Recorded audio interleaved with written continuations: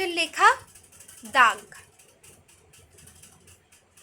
জানো, তোমাকে আমি প্রতিদিন ভোলার চেষ্টা করছি, কিন্তু পারছি কই। যত ভুলতে যাই তত আরও বেশি করে মনের ভেতর জাঁকিয়ে বসো তুমি। তোমার ছোঁয়ার দাগগুলো যেন আরও বেশি করে জাপটে ধরে আমাকে।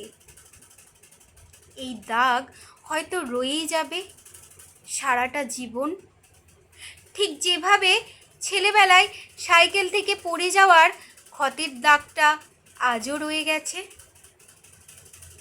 আসলে কিছু দাগ হয়তো এরকমই হয়, যেগুলো হয় শরীরে নয় মনে সারাটা জীবন বহন করতে হয়, ঠিক জন্মদাগের মতো। তোমার সেই আদরগুলো শরতের ভোরের শিশির ভেজা শিউলি ফুল হয়ে আজও আমার হৃদয়ে টুপটাপ ঝরে পড়ে অবিরত। তোমার সেই আলিঙ্গনের মুহূর্তটা আজও আমার শরীরে দমকা হাওয়ার শিহরণ জাগিয়ে তোলে। তোমার সেই উষ্ণ চুম্বন আমার ঠোঁটের কোণে আজও লেগে আছে। সেই দিন মাকে মিথ্যে বলেছিলাম, জানো, বলেছিলাম চা খেতে গিয়ে ঠোঁটটা পুড়ে গেছে। আসলে সেই দিন তোমার চুম্বনে আমার শরীর মন সবটাই পুড়ে গিয়েছিল। সেই যে জ্বলুনি আজও রয়ে গেছে। খোঁজ নিয়েছো তার? তুমি ব্যস্ত তোমার জগৎ নিয়ে, সেই জগতে আমার প্রবেশ নিষিদ্ধ। আসলে সময়ের ব্যবধান কখন যে আমাদের মধ্যে ব্যবধানের একটা অদৃশ্য প্রাচীর গড়ে তুলেছে আমরা তার টেরই পাইনি। সেই দিন সোশ্যাল মিডিয়ায় দেখলাম তুমি বিয়ে করেছো।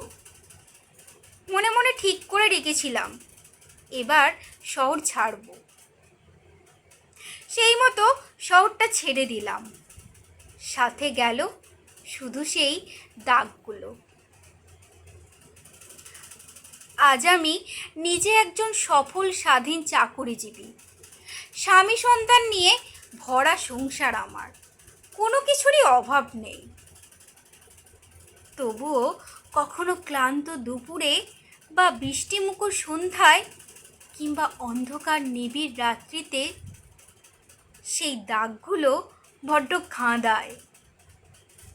যে দাগগুলো একটা সময় ভালোবাসার দাগ ছিল, আজ সেই দাগগুলোই কান্নার দাগ হয়ে নীরবে নিভৃতে ঝরে পড়ে অকারণে।